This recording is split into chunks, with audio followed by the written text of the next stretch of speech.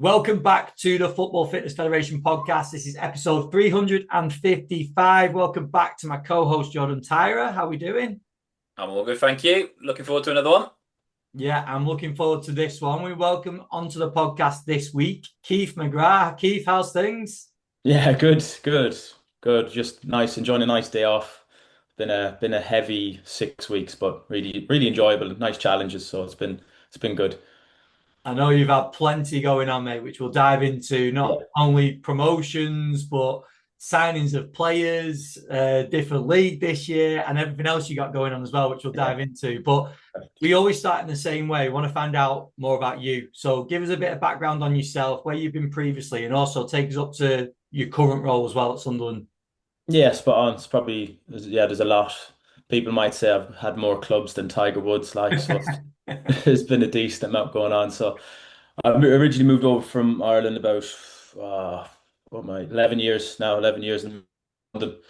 It was kind of out of chance. I never wanted to move to England. It was just me. My parents had moved over, and then I found a University of Roehampton to go over and do sports science for 3 years just to do my undergrad. From there, just at the end of the 3 years, I got an internship with AFC Wimbledon in their academy, which was great. And I spent 18 months there, and I kind of started my masters in S&C out of St Mary's during that period as well, just when I finished my undergrad. And then from that point, I moved to my first full-time role was at Charlton Athletic. So I looked after, did their YDP roles from nines to 16s. That was well, it was part-time, but I was kind of fresh in and I just wanted to make it as full-time and take as much in as possible, which was great. Um, then from there, I moved up to Sheffield. So role came up with Sheffield Wednesday in there for their 18s role.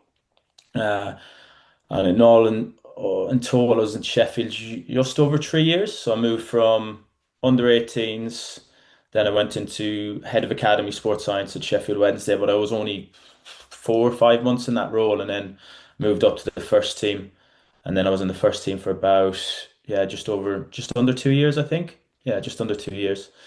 In that time, I just finished my masters at St Mary's because I did it distance because I moved away, so I was able to move it to distance learning. And then from that position, I met my now wife when she's from Hartlepool, but I was in Sheffield at the time, and I was looking for roles up in the northeast, and thankfully, role came up at Newcastle Thunder in rugby league. They just went full time, so role came up in their academy and their first team. So I headed up their academy S&C and assisted in their first team S&C, and spent only didn't spend long to be fair, 5 months because the role came up at Hartlepool. United, I knew the sport. I head of sports science there, Jake Simpson, who I think you've had on before. He was leaving at the time and asked would I be interested to go in, and I went in and spent just over about 13, 14 months there, and then uh, job came up at Sunderland, and I'd met my now line manager Jeremy Harley before the role came up, and he said there was something exciting coming up with the club in their academy. And I was like, yeah, I fancy going back into like the academy setting to get back into actually properly coaching and getting into a club that looks like has a great project going. Thankfully, I made the good decision of doing an interview, doing well at the interview and getting the job. And then from there, I led their academy S&C program in the PDP. And then just over a year into that role, moved up to the first team into kind of senior performance coach role. Did that for 6 months, and then our head of S&C, John T. Norris, left to go into British Triathlon, and I moved up into his role and changed slightly because I kind of worked a bit in the gym, a bit on the grass, and then focused. My main role was leading on the rehab side of things and doing their end stage work on the grass. So I moved into the gym side of things, but then kind of kept the rehab side of things going as well. So I kind of just that bit of strength and rehab, which is why I've kind of have a different title compared to most S&C. So I kind of bring in two different areas, and that's kind of where I'm up to now. And oh yeah, there's loads more. Sorry. Uh, I'll call you on that then. You've missed out. yeah, exactly. I keep forgetting when people ask. Sometimes there's so much. Like last year, I started like a part-time prof doc at Birmingham Uni. Had to delay that for a year because it was just so hectic last year. So I've just restarted back into that now. And then also last year I started doing like some private workout of a great like gym just beside the stadium in Light called Performance. Started that about 16 months ago, and like I love it. Started just doing part-time, 2, 3 evenings a week, and just kept it going, and made some great friends out of there from the owner and the other coaches. So that's where I'm up to at the moment. So it's a lot going on. Class. There's a lot to unpack in there as well. I'm sure Yeah. John will have some things to bring out in a second, but I wanted to take you right back to you. You mentioned a couple of things that stood out to me. One was when you said about that first part-time role, you treated it like it was full-time and you wanted Mm. to essentially put the hours in and try and create that full-time role. Yeah. I want to unpack that a little bit because I think that's a really important lesson for coaches. Obviously, that's like early career stage, isn't it? But I think the mindset that you've taken there is really interesting.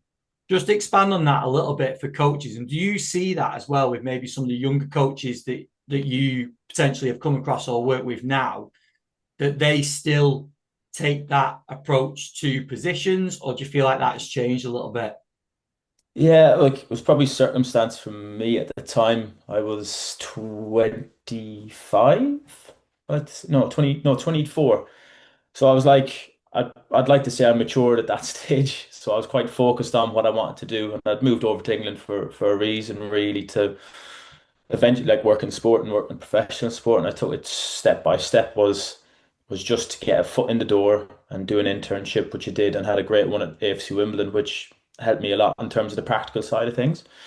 And then Charlton was a great setting for the practical and the theoretical side because there's some great coaches there from the 18s, 21s, and in the first team. So I took a lot off a load of them. And it was a part-time role, but my focus was just purely part-time. And then, right, what's the next step? Well, I want to have a full-time role, full-time paid role. That's my next step.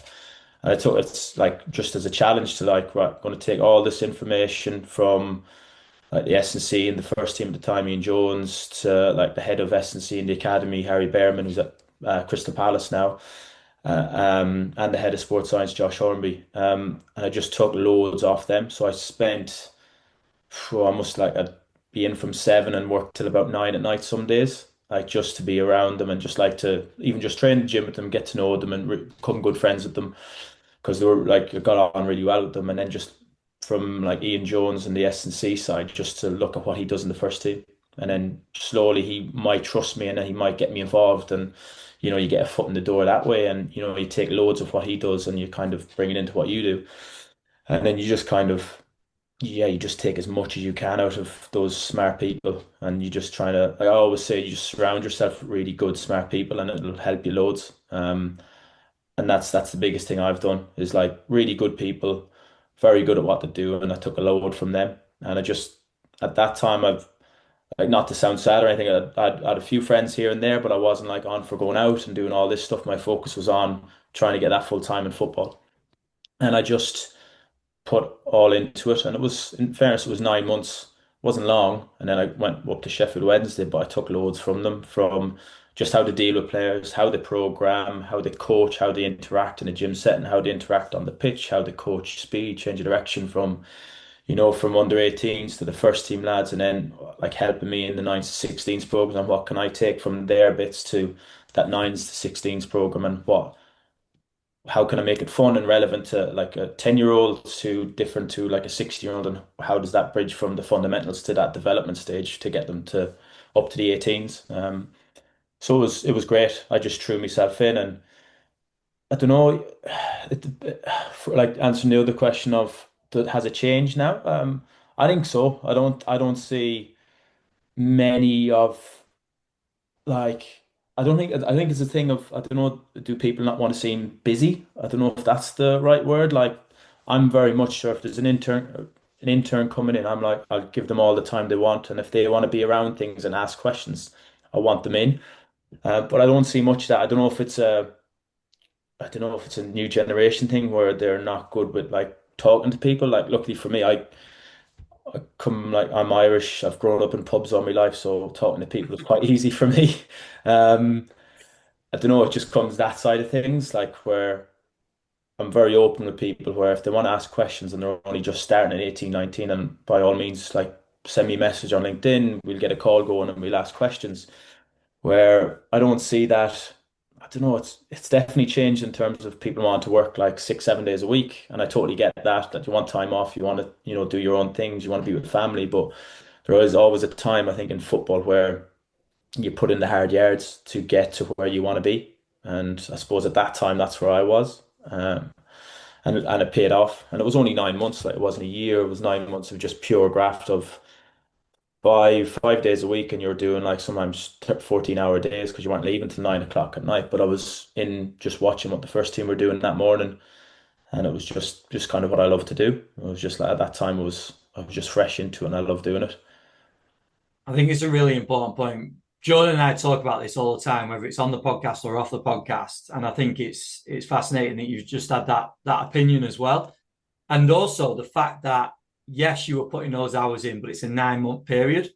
Because I think it's very easy to look at your position now and be like, oh, Keith's in the Premier League, he's working with Sunderland first team, without recognizing all these hours that have gone under the surface that you've put in behind the scenes, like the internships that you've just mentioned, the hours of like speaking to people, watching people, and kind of like refining your craft.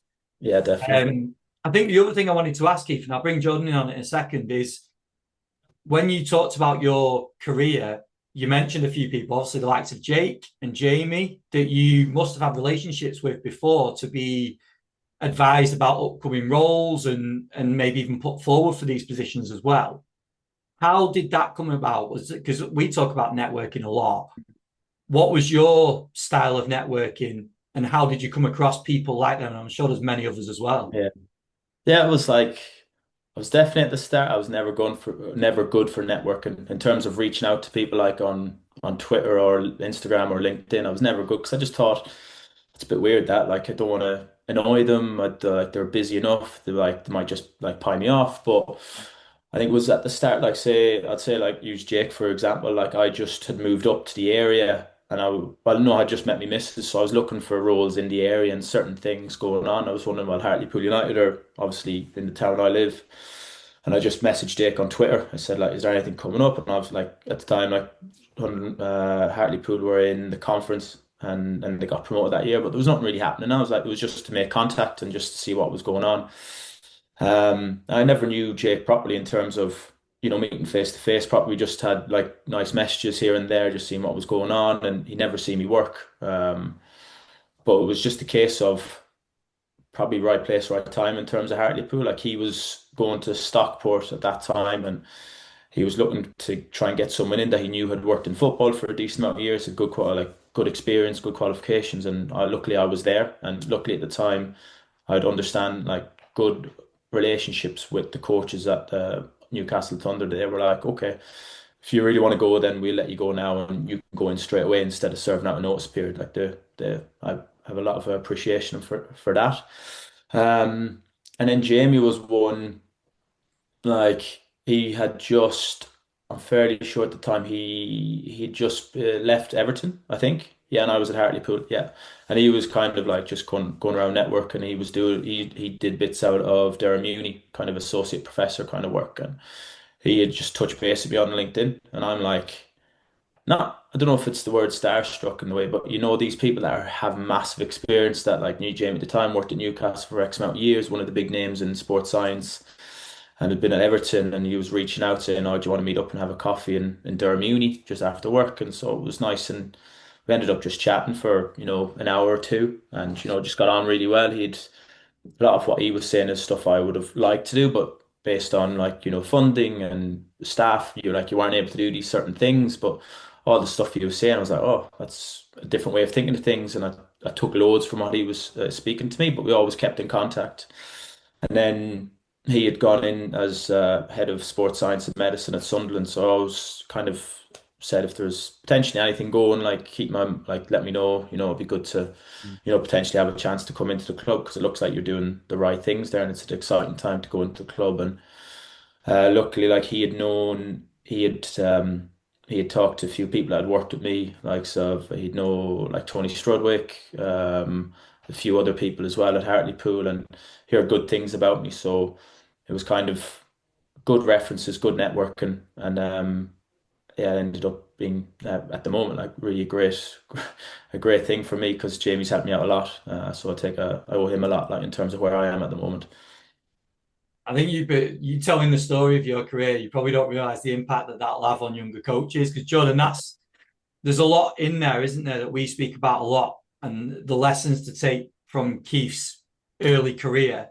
There's a lot to take forward, isn't there, for coaches to think about? 100%. And I just want to echo everything Ben said, Keith, in terms of the approach you've taken. I think is a really powerful one, and there's definitely coaches that like might be early stage in their career, and I think they'll take a lot from that. So thank you for sharing it as No, no openly worries. as well.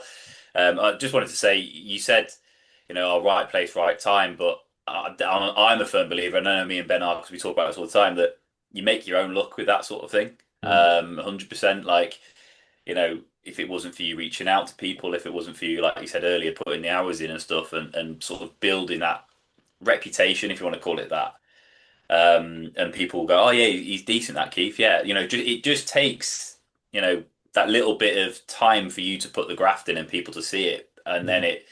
it builds that. So I just think, yeah, I agree with what you're saying, right place, right time. But I'm a firm believer in our industry as well. Yeah, As we always say, it's the power of your network, but you do make your own luck a little yeah. bit. No, I And agree. Yeah. we know Jake really well. I did my masters with Jake, and that definitely does seem like right place, right time in terms of. I remember exactly when that time when he did move across to Stockport, and yeah, he was probably pinching himself, thinking, "Oh, I've got somebody wanting to move to Hartlepool." Which, let's be honest, I'm sure there's not that many people typically looking at moving to No. Hartlepool. Um, No, but not then many. you were there and wanted to be part of the club, so I just Yeah. think, yeah, like that, by reaching out to him already, you've sort of made Mm. your own look, haven't you? Yeah, yeah, 100%. Like it helped massively. Like it was probably a good thing at the time as well. The manager, like Graham Lee, who had played football with the academy manager at Sheffield Wednesday and one of the first team coaches. So Hmm. luckily he reached out to them for references, which helped me a lot. And that's kind of the other thing I'd say to people is, you just don't know who's going to help you in the long run. Like you mightn't have seen them for 3 years, but you made a good impact. You made good connections with them. That it's a quite a big thing in terms of just impressing people, and you don't know if you helped that person 5 years ago that you might need them for a reference, like, and they'll get you somewhere that you need to be. It's quite huge that. I think that's a really important point of that one you just said there, in terms of you don't know what might come up again in the future. Like, and I Mm, think a lot of people who've worked in football have found that. mm, I mean, I know my role at Bournemouth came up from I interviewed for the club back in 2018, mm, and came second to somebody else who got it and was still at the club when I then joined them later in 2021, and it was only because Ben Bradley remembered from that when you were excellent on the day, and we would have hired both of you if we could, but we could only hire one. Would you be interested in the role now? You thought yeah, that door had closed only 3 years yeah, ago, 100%, but yeah, it opens again 3 years later, and I just think, yeah, for any young coaches listening, everything you've said there in terms of yeah, the first team gaffer had played football with the academy manager. This, like, football, as we know, is so small. yeah, It is a really, really small world, and the power of your network, as Ben and I yeah, will often bang on about, is really, really important. But I want to just bring it back, if I may, just to like what yeah, Ben was saying. The 9 months you put in that we were saying there, where you were technically part time, but you essentially made it a full time role. Again, both Ben and I have done something very similar. Just expand on that again, because if there is somebody listening and they are in one of those roles, and by the way, I totally agree. I do think there is the new, let's call them the new school of coaches. I yeah, just don't see as many of yeah, those sorts of coaches now that are willing to sort of really become the sponges. And I think the ones which do, they do well because their talent pool's a little bit smaller, should we say? So, just like that mindset you were going through, mm, just expand on that a little bit more, because you touched on it in terms of you wanted to be, learning and learning and learning from that environment. But from that time, were you already looking at what's ahead? Were you thinking, well, if I put 9 months of graft in now, this is gonna be where it's taking me, or was it just a case of I just want to learn now? What was your mindset in that time? yeah. I suppose it was just a case of let's see how long I can, keep going in terms of right these long hours, but also how long I can enjoy it for and how much Yeah. information I can take and then because it's at a certain point when you're working with yourselves a 9s to 16s program, you can't take loads of stuff that you've learned from a first team setting or 21s to them. You're kind of like, not in a bad way, you're at a ceiling. Obviously, you're trying to push the ceiling, Yeah. but um, it was kind of like, well, see how long I can go, and hopefully something comes up at Charlton and I can move up, and then I can I have a full-time role there, and I can impress and move up and keep going from there. Or something comes up and you never know, like, and luckily it did. Yeah. Because that was the thing. It was just I suppose I was fresh. I was just over 2 years in, and it was just enjoyable. Like, Mm. and I still enjoy it now in the sense of when you're working with players and you're just helping them get better. I think that's what all of us do, and that's why we do what we do. Um, and it was a case of, yeah, just taking in everything and, just challenging each other as well. Like, because I had a very good relationship with the first team S&C, and we'd end up lifting together in the gym and just talking about stuff. And he would, like, we're lifting, but then he was coaching me through like a clean and jerk or a snatch, and he developed me in that sense of how I can coach that. And then you just end up chatting, and you kind of talking about like youth development and what do you think, what's your goal in terms of working from an under nine to all the way to a 16s, and how does that pathway look? Um, and like my mindset was, I suppose, I don't know if it was different for me. I don't know, because I'd moved from Ireland, so it's different. Like, all my friends were back home. I came over with a clear mindset of, right, I wanna get an undergrad. Right, let's do that. And I suppose at the start of the undergrad, I didn't know what I wanted to do. Like, I did a little bit of sports science S&C back in college in Ireland. Um, and it kind of it was, yeah, the AFC Wimbledon role came up, and it was originally a video analysis role internship. And I was thinking, well, I remember talking to one of my lecturers, and he said, well, if you want to get into football, you have to do 2 to 3 years of internships, and do the hard graft, and you'll get in. So originally I applied for a video analysis role just to get some sort of experience. And I think this has always been a little bit of luck. When I started, I went in, and it wasn't an interview. It was like, there was about 6 or 7 of us working in the 18s down, like in terms of video analysis. And on the application when we went in, you can either tick any other interest, and I obviously had an S&C sports science, and I ticked that box. And then we did the day, and it was like, oh, this. I knew it wasn't for me. Like, I'm not that way inclined in terms of like video analysis and all that side of stuff. But I thought, well, it's experience. So luckily I ticked that box, went away, did little bits of like video and games on a Sunday and stuff like that. And I just kind of, again, being a little bit busy, just kind of got to know the coaches and what they do and stuff like that. And then luckily the under 11s intern for a sports science role didn't do it. And then they had looked at my application. I had ticked, I was interested. The academy manager rang me, said, would you do this as well? And I said, oh, yeah, 100%.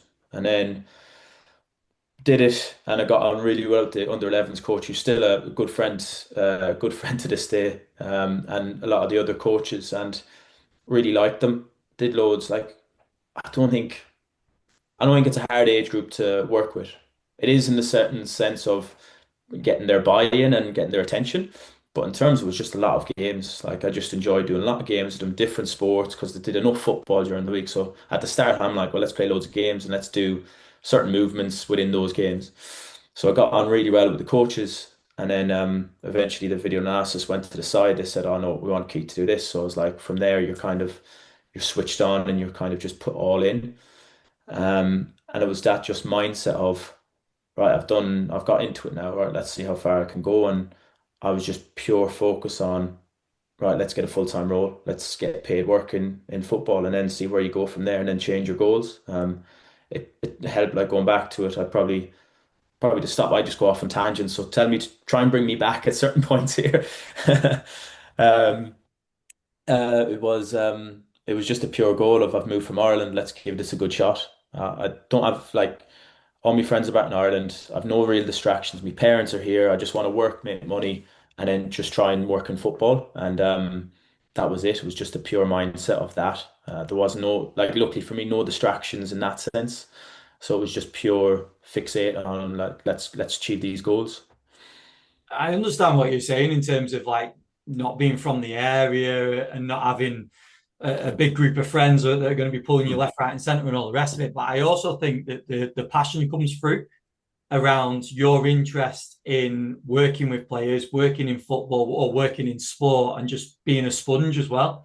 And I Yeah, think that definitely comes through with how you're describing some of these opportunities, which again is a massive lesson for coaches, especially early career coaches, to listen to. Yeah, I think there's a hell of a lot in that. And we know how football works. Jordan's referenced it there. Everyone knows everyone. Or if you don't know of a person, they're going to know of a person that knows that person. yeah, There's links everywhere. So I think it's a really important thing to understand that. And I mean, we get told about roles a hell of a lot at the time, like that haven't been advertised. And do you know anyone that could suit this position at this yeah. club? So you getting your name out there, your profile out there as a coach is really important, and doing everything that you've done and being professional about it, treating everyone right, that alone goes a hell of a long way, doesn't it? Without even getting into the how you operate on a day-to-day basis and the work that you do. Yeah.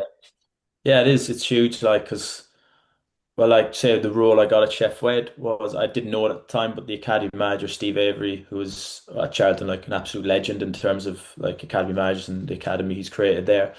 He was from Sheffield, and he knew the academy manager at the time at Chef Wed as well. So he had known about me going for the interview and that type of stuff. So he had a good reference for me as well, so that helped. Even though I had not much contact with Steve because he was quite busy in terms of that role, he'd talk to like the head of sports science and medicine, like Joe Ranson there, and he'd give me a good reference, and that helped. So it is, go back and echo it, like it is a huge thing to do your job properly, like be professional, be a sponge, and like treat everyone like well, because you just, yeah, as we said, you just don't know how that's going to help you in the long run. But these are also the levels of networking that you've mentioned there. Like knowing someone on a personal level, like Jordan and I, we know each other very well. So I can speak in detail about what Jordan's done and how he operates and all the rest of it. Whereas someone like yourself, I know of you, where this is the first time that we're speaking. That's another level of networking, Yeah, isn't it? Having someone in the network, then maybe knowing someone's name that you could relate to a club is another level of net. So having all these levels is really important because of what you just mentioned there. yeah, 100%. Like you just don't know who you meet. Like, say I've become like friends with like Sean McLaren. I don't know if you've had Sean on this. Like he's I've like a spoke to big name in Sean. the research, like, and he's helped me out loads. And but he was still at Newcastle Falcons, and I just joined Newcastle Thunder, and we trained out of the same place. And he was funny. He met me, and I knew of him, and he said, "Oh, we have a little connection." And he used to do during COVID times. He worked at Sheffield United to look at the, I can't remember what he was saying. It was something to do with their kind of regulations and how they did stuff in the club. And then they had spoken about, oh, there's a S&C at Chef Wed that lives up in the northeast, and it kind of all comes together like that, and you kind of end up becoming friends. And then like Sean is, if you ever do talk to him, he's unbelievable. Like in terms of all the information he gives you, you go away from the conversation like, oh my God, I know nothing. Um, but he's good. Like he's another one that's helped me out loads as well up here. I think That's a good shout because we're getting Sean on in a few weeks, hopefully, Jordan. yeah, I was going to say we'll get him on next, but I Yeah. just think just a final one before we move on to modern day stuff. Yeah, I just wanted to reference what you were saying there in terms of you essentially took on an internship you didn't really want, but you knew it was an opportunity in football. mm. Um, and I think nowadays there's even books on it, isn't it? The power of saying no and things like this Yeah, in terms of like, oh, it's not the right opportunity for me right now. mm. And I think a lot of people are going, no, that's not me. But I do think that, and you've got to get the balance right. I understand that, but I think there's a lot to be said in going, this is still a good opportunity. Yeah, And yes, it might not be exactly where I align, but it's pretty similar. And then who knows? You know, there might be scope to grow that. So I just wanted to throw that in there and say, I think a lot of people would turn their nose up at things if it's not the exact perfect opportunity. yeah, But I think the power of you going, actually, yeah, let's go for it and mm. let's see if I can develop it. It's led to loads of these opportunities in the future. Yeah, Do you know what I mean? So yeah, I just wanted to bring that up. But yeah, yeah, go on. I'll pass back over to Ben and we'll yeah. dive into But the just to go modern on to day. that point, like, is it was a thing at Charlton as well, because done a lot and then just did a lot of hours, and I got a good relationship with all like the. Luckily for us, the academy and the first team were all in the same office in the performance setting in S&C. And luckily, out of nowhere, like the head of sports science, Josh, texted me a night before. I think the S&C was off sick or was at a conference, and then the other sports scientist was like Ben was off sick or something like that. But he was on his own, and he texted me saying, "Would you be able to help like for training the next day?" And I'm like, "Whoa." Oh, 100%. And like, it might have only been doing waters, doing the changing room, collecting GPS, but I was like, you're in and around it, and then you get to know the first team coach, you get to know the manager, you get to know like more of the staff, and you get your face with the players, and it's like, whoa, that's a massive opportunity. That was only 2 years in, so I was thinking, my God, this is class. Mhm. So you just don't know what comes up. No, it's a great point. Really, Yeah. really good point. Let's, like Jordan said, let's bring it up to current day. I Yeah. think it's really interesting. Obviously, we'll get into the role at Sunderland shortly, and obviously the change from last year to this year. But the work that you do away from the club in the private facility, how do you find the difference? Because obviously you're in the facility, you're working with youth athletes, multi-sport, male and female. Then you're stepping into the club, working with at first team in the strength and rehab role. So obviously first team squad. How do you find that as a coach? Is it nice to have a bit of a change in terms of the approaches you take with the different groups that you work with?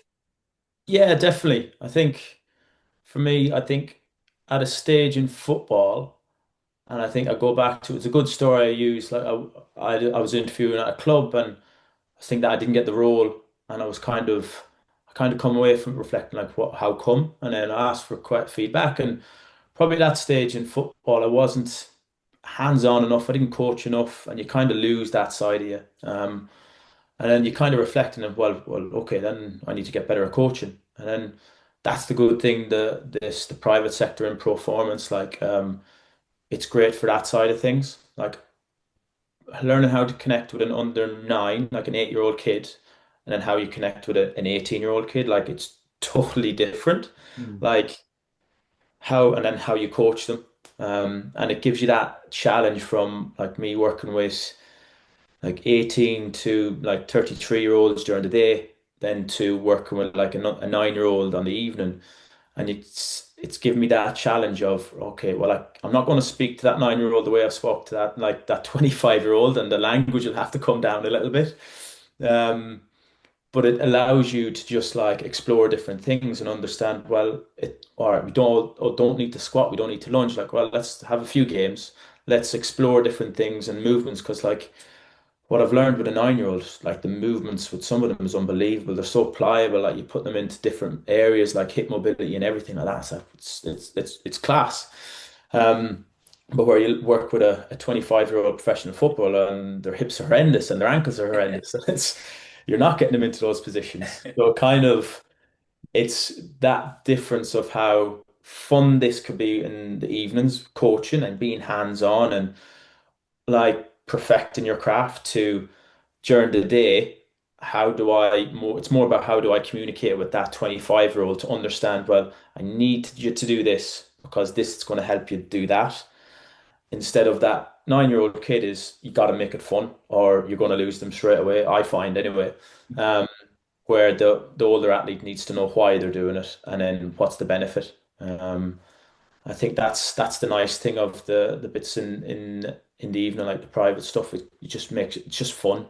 I love it. Now I love coaching. I just love being like just being in amongst it and just getting like just it's like hands on with like what do we need to work here with a 16-year-old kid? Like what's his limiting factor? Why is he not like like moving forward in his athletic development? And then you kind of strip it back and you kind of just look at what do we need to do. It's quite it is interesting. It's fun. Where I think we all know, like when you work in professional football, it's relentless. It can be stressful. It's like you have players not wanting to do what you want them to do. You'll always have that kind of issue where you have a kid coming in paying money to wanting to work. So you almost give them more, I think, in that way, because they're all in and they want to get better and they want to get quicker, stronger, like all these type of things. And it's just more freeing because you're like, oh, it's great. I can do loads here. You're not restricted by anything too much. You go in and just like give them your best. Not that I say I don't give my best to like to Sunderland or that. It's like I don't know. It's just kind of you coach more. I think in a setting than that because you might have two kids in the hour, three kids in the hour, and you can do more coaching. Where for me, I've got half an hour with at the moment 27, 28 players, and you're trying to hopefully get coach two players or coach three really well, and then the rest kind of hopefully know what they're doing, and then you kind of dip in and out here and there in the week. But where you've got a kid, and you've got three at most, it's like you're all in. You can give them so much time, and it's just like it's good. It can be daunting. I remember going back into it and thinking, oh, I've not coached a 10 or 11-year-old in about 4 or 5 years, and I'm like, oh, this is going to be tough. But once you get into it, it's great. Like it can be fun. Like it's just, I think the best way is it's less stress. You go in, it's like it's fun, and then the setting like Lee, who owns Performance, like he's just created a very relaxing, fun environment where kids love to come in, and that's the great thing. And the coaches, us, we love to go into that environment and coach and give everything we can. I think what you said there though, Keith, is that all it boils down to is a love of coaching, isn't it? Mhm. It's literally a love of coaching, and regardless of which environment you're in, you again, both Ben and I and yourself work in pro clubs and individually, and when you're in a pro club, it's amazing. The training ground buzz, being with your team, 3 points on a Saturday, all that stuff, it's incredible. It's a brilliant feeling to have. But then you go into a private setting and you bang on. You work with a 12-year-old who is, maybe seeing his peers getting a bit faster and a bit more, Mm. agile than they are, and they come into you going, I want to be like this. I see these players around me. I see players that I aspire to. How can you help me? And they'll almost run through brick walls for you. So there's pros and cons to both environments, but I completely agree when you go from 21s or 18s in the day to then all of a sudden you've got a 9-year-old and it's like, yeah, this is different again. But I completely echo what you're saying because the Yeah. Friday just gone, I went from a late stage meniscus rehab with a 20-year-old at about lunchtime on the pitch to then under 16s academy goalkeeper to an under 12s basically grassroots player who's looking at just getting better to a Yeah. 7-year-old we just play football and just do loads of fun challenges and movement games, Yeah. and it's just like that day is brilliant. So, It is, yeah. it's very, very different from, like you say, the pro clubs. But there's pros and cons, and I think, Yeah. like you've shown it with real passion. There is that it just comes down to a love of coaching, doesn't it? 100%, yeah, because like that, like I totally like agree with what you're saying. You go from working with like let's say at the moment working with like the club captain to then you go in and it's 4 o'clock and then I'm working with an under 16 who's just a grassroots keeper who then I'm working with that like a 12-year-old after that, and it's like it's just it's so different where it's like it's class like because you just go like, I try not to change how I act with players, like from professional to the kids. My language will change, as I said, like I'll dial down the Fs and all that type of stuff with the kids for sure. Um, but you just end up having fun because that's it. Like for me, it comes down to you have to enjoy what you do. And like some days, like you know yourselves being in pro clubs, like there will be days you're like, "Phew, why am I doing this?" But you kind of look back at it or look at it and sit back and think, oh, like there's a lot of other people that would like to be in my position. And also there's not many like you come in and you have the facilities and you have the buzz and then you go away and you coach kids and you're like, there's loads of people that want to do this and you just go and enjoy it. I think you have to just come back and enjoy everything you do. I think what's interesting on that though is a lot of the time that's a natural progression of a coach, isn't it? To go from like this academy, not necessarily private, but this sort of environment of working with your academy age groups towards the first team.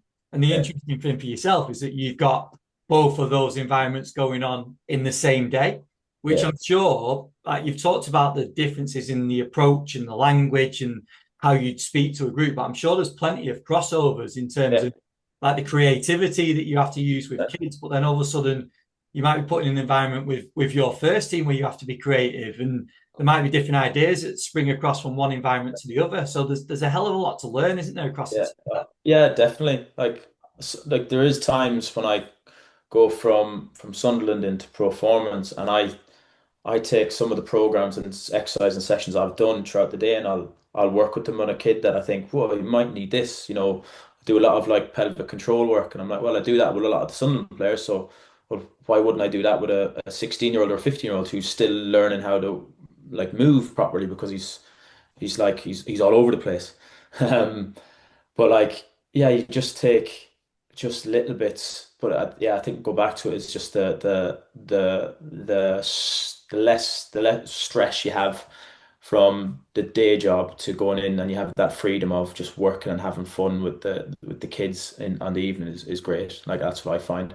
It's almost like a yeah, it's just a de-stress in my set in my head. It's like, oh, this is nice just to go in and going back to it, like just perfecting coaching and coaching more and being like just getting hands on and just coaching more and then thinking, oof, that might not have worked. How will I coach that the next time? And then you can kind of apply it better because you have these kids that want to learn where and you've got like an hour to work with them. So you have loads of time to coach. But again, as I go back, is like in that professional setting, you've got half an hour with 20 odd players. You don't have that time to give that player 5, 10 minutes to coach. You actually have to give him 30 seconds, then you're on to the next player and you're trying to look at loads of things where you can actually just trying to perfect your coaching. And that goes back to like for young people like going through interviews and like says Jordan, you saying you didn't get that one and I was the same. I didn't get that position, but you take it as a good thing. Like you try and reflect on it and understand, oh, how come?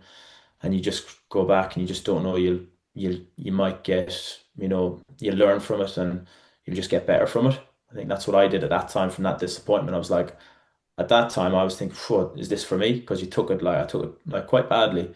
But then you're like, well, no, I have to take it this way, and I have to get better at coaching, and I have to go back to when I was at Charlton and understand why am I coaching and what am I doing with kids and how do I coach players and all that type of thing. And you take it as a good thing. It's fast.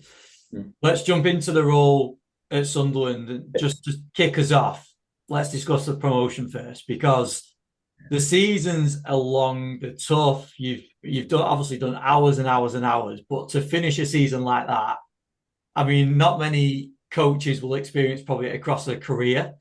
So talk to us about the initially just the promotion and everything around that to start with. Yeah, it was. You still. It's just. Yeah, it was.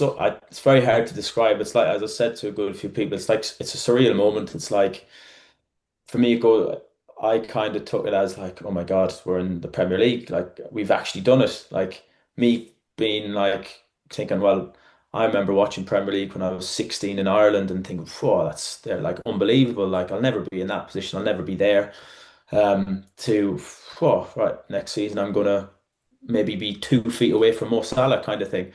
And it's like it's just a surreal thing. You just start thinking all these things of all the hard work you've put in and you're kind of at the pinnacle. You're in the Premier League and you're in a great position in the first team. It's like you're at the pinnacle of, I suppose, what I would see in terms of an S&C sports science setting in professional football. You're like, what more can you do? And you kind of start pinching yourself. And it was weird. Like I'll go like probably a bit embarrassed. You kind of start like almost like a little bit of me was like the tears start coming to your eyes. You're thinking all that the hours you put in, say all the sacrifice my parents did to help me kind of almost survive in London in terms of like financially, it's all kind of paid off. It's like, whoa, we're in the Premier League, I've achieved like an unbelievable goal. And it's just like you just like at the time I was like I couldn't ask for a better group of players because I think when you win something with a group, you have that like you just automatically have that attachment to them. And like you just think of all those players and what a great group it was of great characters, good lads, like will do majority of what you wanted. To be fair, they were a great group. There was never any issues. Um, and it's just they've worked hard to get where they can. And like to be fair, we and I think a lot of people say it, we probably overachieved because youngest team in the league.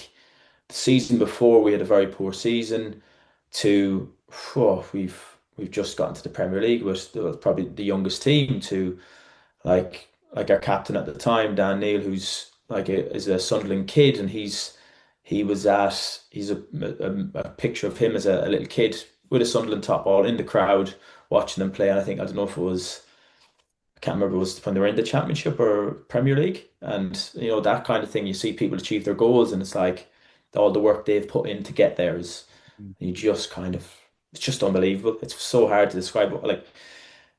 Like when the final whistle went, you're like, oh my God. I started hugging the second choice keeper because we have a great relationship, and you're just like, you don't know what to do. You don't know whether to run on the pitch or just stay there, or you actually have no clue what to do. You're just like hands on head, and you're just kind of in shock almost, and you just kind of all these emotions come, and you're trying to see people that, like, say I was trying to find like John T. Norris, who was the head of S&C, who had left halfway through the season, and me and him were a great relationship. I was trying to find him, saying like he did all the hard work, and I've just, like, just say for example, we used the analogy of, well, he baked the cake and I've just put the icing on the top. He did all the hard work, and I've just come in and got us to the Premier League, and he did all the hard work. And so I was trying to find him. Then Luke Cooper had just come in as well, who I knew well from Chef Wed, and I was like saying like, you've made the right decision coming to Sunderland, and just all the people that helped. And you're just trying to, I've FaceTime me brother and me niece, and it was all those type of things. It was just like, for me, it was a big pinch me mum, because again, I'm from Ireland. These things, like, it was just a weird thing. Like, we're not used to the Premier League and all this type of stuff, and you're kind of from like a countryside in Ireland. These things don't happen. Like, and you're just like, wow. Like, next year we're playing against Liverpool, Man United, Arsenal. You're like, this is mental. So good. Yeah. So good. We won't timestamp the episode, but you are currently top, I think, of the Premier League as well. Is that right? Joint top. Joint top. Okay. Yeah, we We weren't won't top for say how many about. games have gone at this moment, but yeah, that's how we Yeah. currently sit as we record the podcast. Yeah, we did go top for about, I don't know, about half an hour, so we'll take that. But then Man City decided to win by a few more goals than us. Oh So yeah, that's right. over, That's right. sadly. Talk to us, Keith, then. So once things, if they did ever settle down, they settled down. It's sunk in, the fact that you're now going into Premier League. Talk to us about, in terms of the team, the MDT. What were the discussions going into the Premier League schedule? Obviously, the demands of playing against some of the teams and the players that you've talked about there. Maybe just some of the changes from last year to this year. Yeah, it was. I think for me, I was seeing it as, well, I'm going into the strength and rehab role, and I wanted to change how we did gym, just to have it in what I did and what I'd like to do. But also I had a thing in my head of, yourself, when you have a busy, congested schedule, like, certain lads won't get any kind of like strength work or power work, because it's like, you play on a Tuesday and you're just thinking about recovering and getting to Saturday, so you're not getting much in those times. So in my head is, how do we try to keep some sort of thread of strength throughout their program, even when the play Tuesday to a Saturday, and how do we, if they've not done gym, and if, like, sometimes in the chat we hadn't, like, the starting 11 hadn't done a proper gym session in about 10 days. So it's like they go in and do a proper gym session, and then they're dying the next day because they've just got a new stimulus that they're not used to. So the thing for me was, and we always discussed it, was how do we, like, microdose across the week? And I've never done it before, but I thought, well, listening to a lot of people who have done it and the research behind them, like, well, it all makes sense. So that's how what I've changed, where every day we always do some sort of strength and power work, and that'll always be pre-training now, instead of doing it afterwards. So we'll always have, how we work it is, I'll do a single leg emphasis on a Tuesday, because we do a 4 day lead in, and then we'll do a posterior emphasis on our extensive days on the Wednesday pre-training. And then Thursday we'll do a more anterior power dominant, like knee dominant work on the Thursday. And then Friday is like a primer session, which is only 10 minutes at most, moving things quick, doing a bit of reactive stuff. And then we get my kind of, where I have a bias towards doing Copenhagen's type stuff for your groins. We'll do that on a Tuesday afternoon post training. And then we'll go through like some Nordic curl progressions on a Wednesday post, like, because we'll have sprinted on a Wednesday, and we'll have that kind of down day Thursday. So the way we did gym from championship to that, I've just changed, like, massively, because in the championship we would have just done 2 main sessions a week, done a little bit of prep, nothing major, and then just played and trained, and that was it. So we do our 2 main big sessions like the posterior and anterior ones in the champ. Where now I've kind of emphasized, well, how do we get bits throughout the week where we're doing stuff every day, and it's not like taxing. You're doing two sets of five on certain things, and you should. It's a good. You shouldn't have like for me. You shouldn't have too much DOMS from it. You shouldn't be. It should just actually have a nice like effect going into like your Tuesday and Wednesday sessions and stuff like that. And we always do stuff on a Sunday with the boys that have played 90 minutes. We'd always do some sort of like pelvic control work, neuromuscular control work on the Sunday for recovery, along with some like eccentric hamstring stuff, not your Nordics, but usually like some hamstring slides and some Copenhagen variations. And it's funny once you like for me, I was always worried, well, how will players buy into this? Like I'm not too sure. They'll always think, oh, we're doing stuff every day, this is too much.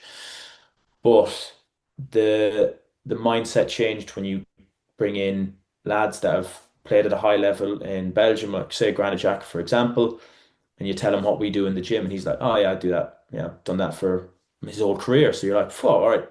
So then you have boys like that who've bought into it straight away, and then he just brings everyone along. But having said that, there has been no issues, and boys understand the reasoning behind it. It's like we do stuff every day, so you're not going to be doing two big sessions where for you do a session on a Tuesday and then you're hammered for the Wednesday, or you do a session on the Thursday and you're still have DOMs going into that Saturday.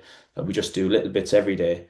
And then I always think, and I think as the microdosing like program works, is you look at your weekly loads and you've got a certain amount, you've got your enough sets and reps in certain areas that it works instead of doing, three sets of six on a Tuesday and three sets of six on a Wednesday. You're actually doing two sets of five, and if anything, you're doing more throughout the week. Mm. Which is why I buy into it. I just the only thing I'm not worried about is the thing that has to be answered in my head is in terms of a performance and a development setting. Are we developing and increasing stuff in programs? And at the moment, I think we are, but I just still have to over a season. How does that work? But then talking to other S&Cs and we kind of bounce things off. You suppose your mentality changes when you go to the Prem. It's like now I'm trying to keep the best players on the pitch for longer, and then that's your performance. Where in the champ, our emphasis was how do we develop these young players coming in and how do we make them better? And then the club's philosophy, how do we make, like, in essence, make money? We buy them for £1 million, these 18-year-olds, and then how do we make them better? And then we sell them for 20 million. And then that was our emphasis, where now it's slightly changed of like, well, we want to stay in the Premier League. How do we keep our best players on the pitch as much as possible while also trying to improve their physicality in terms of if it's like their say CM jump height, or if it's their reactivity in their hot tests, or if it's improving certain lads 10-meter times and acceleration. It's those kind of things, and how do I bucket them into certain areas? And that's the big challenge for me at the moment. Is I find I used to go on the word of a program of like, right, you'd have a single leg day, and then you go from, right, boys are just doing a goblet split squat, then we're going to move on to a barbell split squat, then we're going to move to a reverse lunge or a forward lunge, or we're going to move like whatever it might be, or a step up, where you kind of change your mindset of actually that's a whole round thing for the whole team. But how what do some lads might need a split squat, certain lads might need something else, certain like so I have a way of working which in my head works. Other people might look and it might be scatty and stuff like that. Um, but I try and give the player what he needs. So like there's certain players that need to improve acceleration. So I'm like, well, what's their limiting factors? Like, right, is just say CMJ is low, so let's try and improve that. And what does that look like in terms of a 6-week program? And his program will look very different to another player's program, where you don't have that common thread within certain ones. Like within 70% of the group, there's a common thread. Within 30%, they might do different little bits here and there. But I always try and emphasize what does that player need, and with certain players who are on the bench now, how can I get him in the best position to start? And what's their limiting factor on the pitch? Like it might be something technical, that's fine, I can't control that. But if it's a little bit of acceleration or their power or their strength to get around the pitch, well then I can control that and I can work on that with them, and then we can build a program around that. And hopefully he's probably in that position to start. So he's well below the line, but then I've hopefully moved him above the line to, well, we've ticked everything off in a physical setting. Now it's just, well, might be just a bit of a chance he gets to start again, or it might be something technical that the coach works on, and then that'll hopefully get him into the starting team. So as long as I've ticked my box, I always find um, it's if I've ticked my box and I've made them better, and I've hopefully got them in the best chance to start, I guess. I think you're touching on something really interesting because I think what you're talking about there is like less of a systematic approach, isn't it? Because we can have that set in place, but sometimes when you've spent time with players and time just with squads in general, you get just not urges, I can't think of the word, but you get Yeah, this feeling that you need to do something at a certain time to help that yeah, player. And that's essentially what you're talking about there, isn't it? That okay, it doesn't fit within this model that we've created down here, and that can work for a lot of players. But I feel at this time this player needs this, yeah, and that comes from if we take it back, it comes from probably all the time that you've spent coaching and in groups with players where you've maybe seen something similar, you've done something similar to a type of player like that before, and it's helped, and you know that it works, and that just comes from experience. So I think it's a really interesting point. John, what do you think on that? Because I think that's interesting, isn't it? Yeah, I was going to say it's gut feel, isn't it?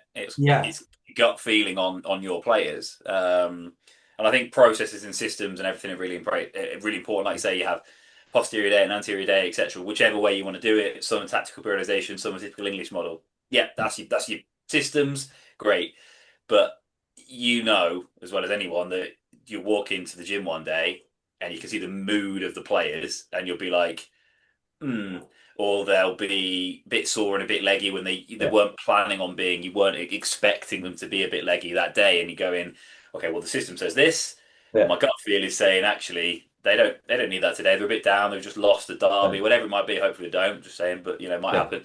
And it's one of those where the group of players might be down in the dumps, and actually putting them through their usual program, you just yeah, mix it up and make them happy, and then the 100%. buy-in from that. But that, like you said, we come back to it. It's the love of coaching. It's the gut Mm. feel of coaching, and I think I really like what you said there, because I don't know about you, Ben, but we get a feeling now that as we do a lot of these podcasts, and we're as an industry obsessed with, oh, what are they doing? What's the system? So I love that you've gone into such amazing detail there in terms of what you do in the week. And there'll be people listening to that going, oh, brilliant, right? Okay, that's what they do, that's what they do, that's what Mm. they do. And people will be obsessing over that.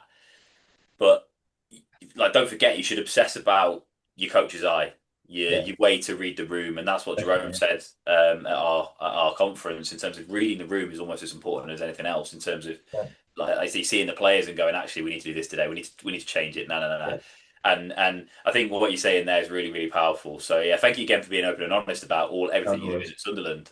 But just Right, talk on that. You must have had those situations. I'm guessing with the playoff run in and everything like that. Was it a case of actually we're going to start to tweak things? We're going to look at how the squad are feeling, or did you kind of stick to process? well, we had a good process in place. Like, I trusted what Johnny Norris had set up going into that, like that player fund that season. It worked really well for us. I'm like, I'm always one when you, as you say there, like it's you read the room, and it's like I'm not going to go in and rip up the playbook. I'm like, well, we're in the playoffs. We're not coming out of the playoffs, and this has worked well. Why would I change it? And I'm like, that fits this squad at the moment. And then you kind of tweak little things, like as you say, you kind of read the player, and it's like, oh, we've done a hard session there, right? What we'll take a set off in our exercises post training, or okay, you can focus on this, or for okay, you've done a lot to be fair in terms of the on grass stuff, right? You mean we can just do something else, and it's just about having that relationship with a player and them being open and honest, but also you trusting them, because every player can come in, as you know, and say, "Oh, I'm tired, this and that," but it's about how you know that player, and it's like, well, you're always tired, but we need to do stuff, or for he's never tired like that, so we might need to pull back, but this person can be pushed a little bit. And again, like that, it's like there's a great example like from this pre-season just gone. Like we were out in Portugal, and it was like 35, 36 degree heat, but that post session I was like, well, no, we're doing our Nordics, like our progressions, which might be one set of three banded. And I'm like, ooh, the mood's not great here. It's like they're warm, like it's a tough session. And I just went to Luke Cooper at the time. And went, what do you think? We just knocked these Nordics on the head, and he was like, "Yeah, I think so. They're not in a great place to do them." So I'm like, that gets a bit of buy-in because they're like, "Oh, we're not doing it," and no, and then they're like, you have them on side. They're like, "Ah, good from you," kind of thing, or a little bit of banter, like, "Oh, great." And you're like, "Well, boys, we can do some uppers or we can do core, whatever you might want to do." But you get that little bit of buy-in that you're like, it shows you care. It's like you're not, Mhm. you have your system and it's there, but you can, the good thing with us is you can trip away from it and you can manage on the spot or kind of have a little different way of working it. It can be manipulated in certain ways. But then also the players see, well, actually you care a little bit, that you're like, you just don't want to flog them all the time, that you actually want to look after them and make them better. They're like, all right, now that he understands that, you just don't need to do these things at this time, that he's looking after me, that the next time I say to do them, oh yeah, I'll do them because he looked after me that day. I'll look after him this day. Yeah. And you just build that relationship. But yeah, and that just comes down to like with us, it's experience of being around players and knowing what they're like and building good relationships with people. And then just kind of like yourself, if you went out and did 8K on the grass and X amount of high speed and sprint, how would you feel after that? Like we all probably do like some sort of fitness and running and type of stuff, and we've all done like like decent physical stuff. It's how do you feel after doing that? Like when I did, the best thing for me was I reluctantly did that 10K a day in October, like for prostate cancer. It was Johnny Norris, he's a great runner, and I at the time was just all gym. Didn't like running, nah, not me. And I was like, "Oh, don't know about this, but I'll try it." And I was just like, well, I'll make this look easy kind of thing. But it was horrendous. Like I thought, whoa, after like 3 weeks in, I was ready to give up. But you can understand then of what in a way of what players put themselves through of like, right, I've done 10K today. Phew, I don't think I can do legs, or I might need to do something different and adapt the program to keep a certain stimulus. So it's like I always say to people, always practice your programs, but try and understand, these boys run a lot, do a lot of like accels, decels. They're doing a lot of loading on the grass. So how does your program help that and not take away from it?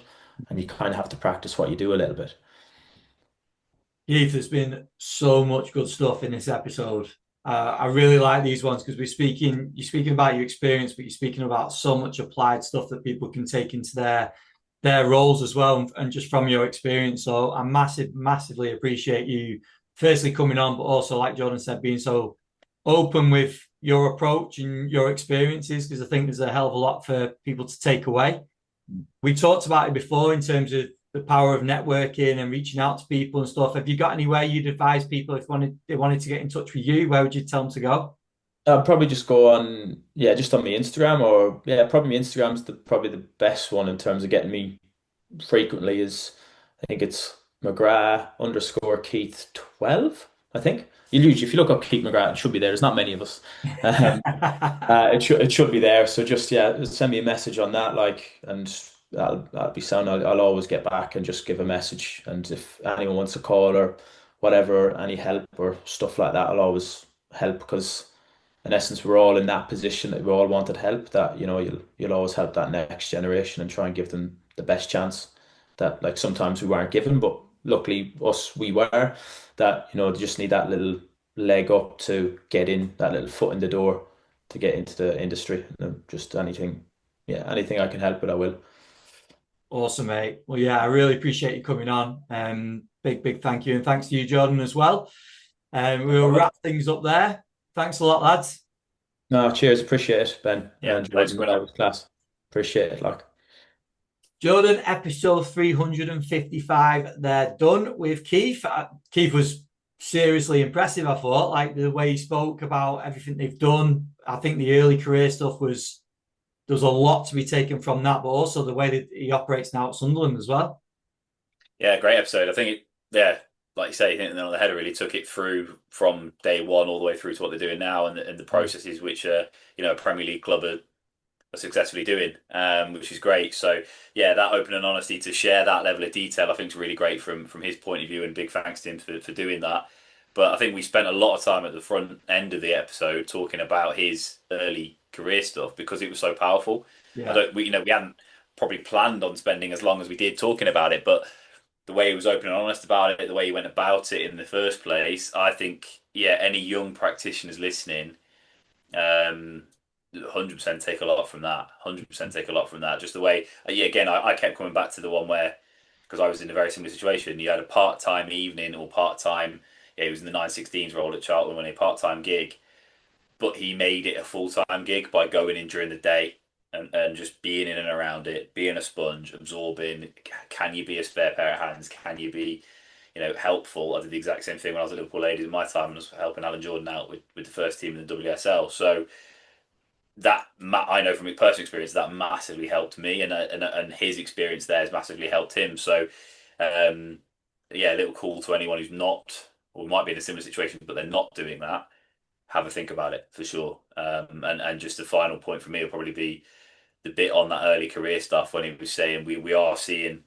I also feel the same way that we are seeing a few graduates, newer practitioners into the industry that maybe not all of them quite have that same level of drive, a little bit, and I've certainly seen it to placement students who've come into clubs and clubs I've been at more recently and things like this.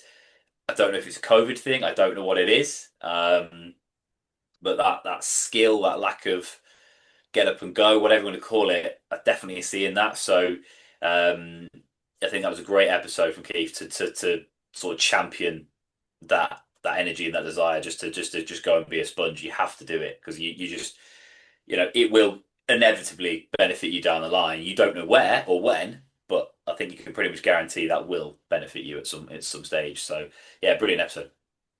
I think on the front end of that, you look at it and you're like, the hours that I've got to put in, like however many hours per day, it's a lot, and I'm not sure whether commit to that and all the rest of it. But then, like he said, he did it for 9 months.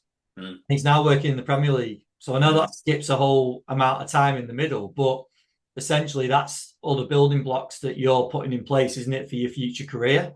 Yeah. So, and all the contacts that he spoke about that came across from, we talked about the different levels of networking, whether it's literally speaking to someone on LinkedIn, whether it's knowing someone well. I think there's a lot to that. And yeah, you mentioned it a lot. Like his passion for coaching came through a hell of a lot, which shows with what he's doing now, spending time obviously in his role with the first team, but then doing everything he's doing in the private facility as well, just because he loves coaching. And I think that's what you've got to question, is it? If you love it that much, you're going to put the time in because you want to be around it. You get the buzz from working with, whether it's a player that is from Sunderland that's earned promotion to the Premier League with his hometown club, or if it's a 8-year-old kid that's playing for an amateur club that you see make some development and make some progress in the gym. Like you get that buzz is the same. It's coaching. It's just coaching people. So I think, yeah, there was loads in that one, but I love the way he spoke about it. And I think, yeah, lessons right away through his career up to what he does now and the way they've approached going into the Premier League as well. Yeah, 100%. And yeah, again, big thank you for him coming on and being open and honest and sharing, the protocols and stuff that Sunderland are doing, because I know some people don't quite like to open up sometimes and they don't share what they're doing. It's funny though, because we all seem to be microdosing and we all seem to be doing very similar stuff. But yeah, it was great for him to go into that level of detail. So yeah, brilliant episode for anyone from a young practitioner to somebody who wants to know what a Premier League club's doing in the gym. So yeah, fantastic. Awesome. Well, thanks again, Jordan. Thanks for your input. And no problem. For listeners, please give the episode a share because it does massively help us. And also go and check out the sponsors, Hytro, The Good Prep, and also Hawking Dynamics. And we'll speak to you again next week. See you soon.